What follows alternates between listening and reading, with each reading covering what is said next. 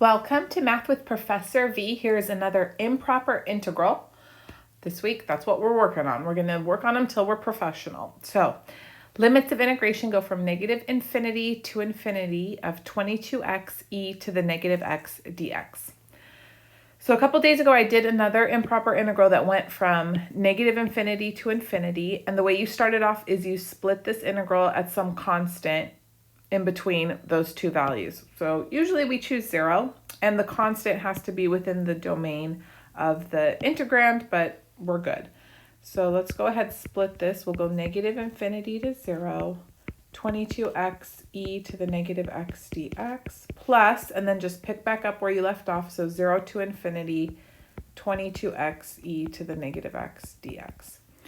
And then I'm going to rewrite each of these now as a limit. So we have limit t goes to negative infinity, t to 0, 22x e to the negative x dx, plus, now pick something else. Let's pick maybe s, limit as s goes to positive infinity, 0 to s, 22x e to the negative x dx. All right, good. So we're going to tackle each of these integrals one at a time. Okay, so let's start with the first one, number 1. And I'm going to use integration by parts for number 1. So if you notice here, we're integrating a product of two functions, polynomial, x to the first, it's a polynomial, and then exponential function. So we usually use u to be the polynomial. In this case, that's just going to be x, but I'm going to put the 22 with it. Okay, so u is 22x, and then dv would be e to the negative x dx. So let me color code for you so you're not lost. E to the negative x dx, that's my dv. And then 22x, that's u. All right, good. Then we're going to find du and v. So derivative of 22x is 22 dx. And then v is antiderivative of e to the negative x. So that'll be negative e to the negative x. All right, looks good. So let's continue. Now, don't forget you have to keep writing lim every step of the way. Don't drop it until there's no more t's, basically, right? But, oh, it's not time for that yet. So limit t goes to negative infinity. Now we have here u times v. So this product, so that'll be negative 22x e to the negative x. That's getting evaluated from t to 0 minus integral from t to 0 of v du, which is going to have a minus sign, so I'm going to switch this minus sign now to plus, and then that's 22e to the negative x dx. Close up the big brackets. We're taking the limit of all of that after we integrate. Okay, very good. Then this antiderivative should be pretty straightforward. Can you do it in your head? Oh, good. Me too.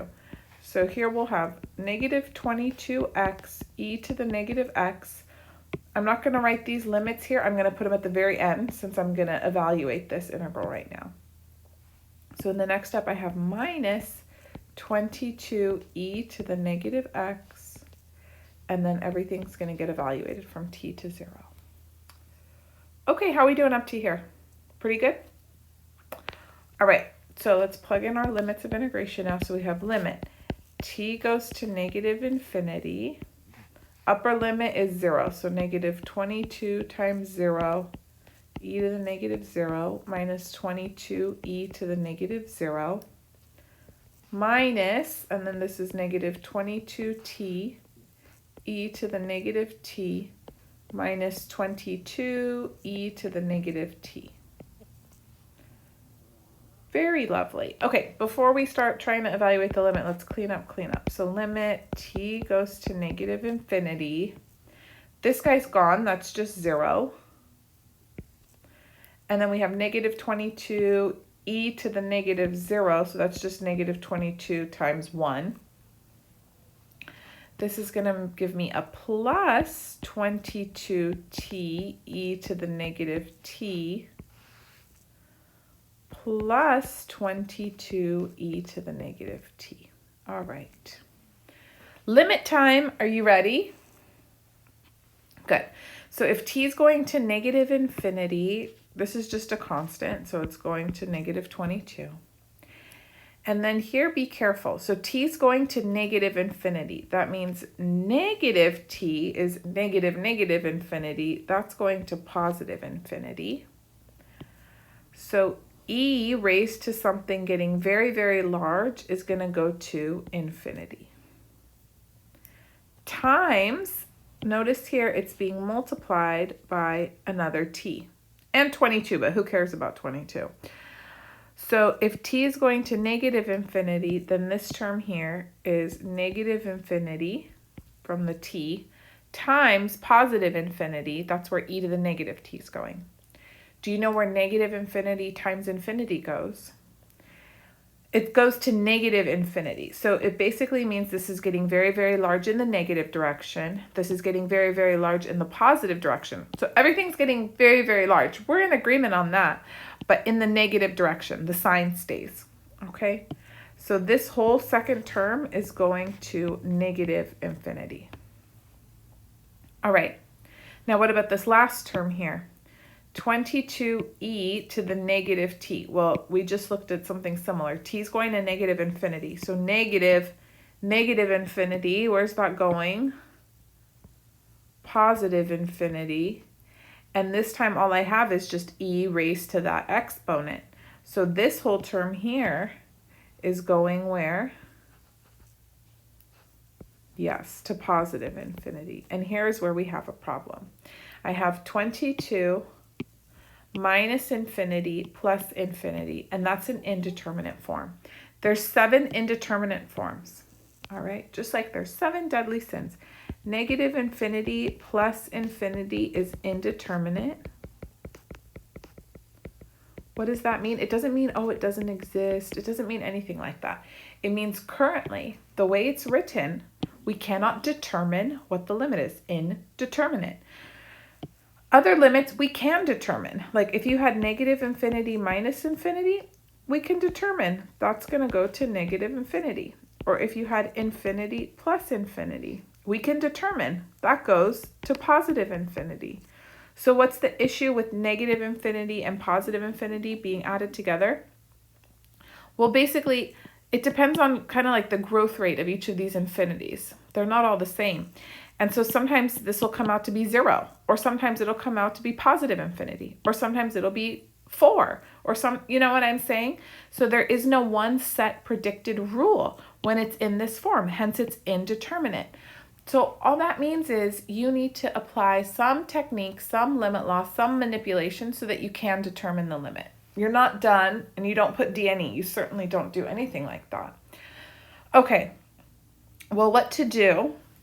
You have a couple options. I think the cleanest thing is to do a little factoring maneuver. We don't need L'Hopital's rule, no. And most students, they love L'Hopital's rule. They use it all the time, even when other things might be easier. So let me take this as an opportunity to show you something else.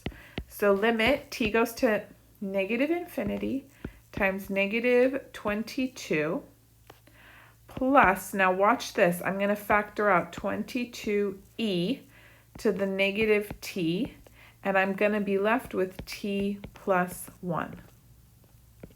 Can you see all that? It got a little crazy, didn't it, up above? But basically from here, I'm taking out 22 and e to the negative t from both these terms, and then all I'm left with is t plus 1, okay? This is going to fix things for us. Watch. It's pretty lovely. So this still goes to negative 22. Negative t is going to positive infinity, so this term is going to positive infinity times t plus 1. Well, t is going to negative infinity. Negative infinity plus 1, that's still going to negative infinity. Like, nobody cares about the plus 1, doing very little. And now we fix things, because now I have infinity times negative infinity. That's fine. So if I had infinity minus infinity, problem. Multiplication, we're good. So we know this is going where? Yes, this is going to go to negative infinity. If you throw in a negative 22, whatever, it's not really going to do much, you know. It's just going to get there a half a second quicker. Okay, so that's it. So this limit is negative infinity. Done. So see, you'll run into other scenarios where you have negative infinity plus infinity, which is the same thing as infinity minus infinity. And sometimes it'll be 1/2 or 5 or 0. Today, it was negative infinity. It cannot be determined when it's written in the form boxed here. Okay, well, that's very lucky for us because now I'm done. I don't even have to go back and do integral number 2. Since integral number 1 is divergent, then that means the OG, the original integral, diverges also. So negative infinity to infinity, 22x e to the negative x dx is divergent. So when can you skip doing the other integral? If you already get something that's divergent, it ruins it for everybody. No. So why don't you go back and see, maybe integral number 2 will give you a finite number. We can look at that another time if you're interested. Okay, so that concludes the lesson, the integral of the day. I hope you enjoyed it, and I thought it was important to talk about indeterminate forms as well. If you need help with any of these topics, then check out the Calculus 2 video lectures playlist. It's linked at the end of the video, and I'll be back soon with more content. Subscribe, give the video a thumbs up, and please follow me on Instagram, TikTok, and Twitter, Math with Professor V. Love you all. Bye.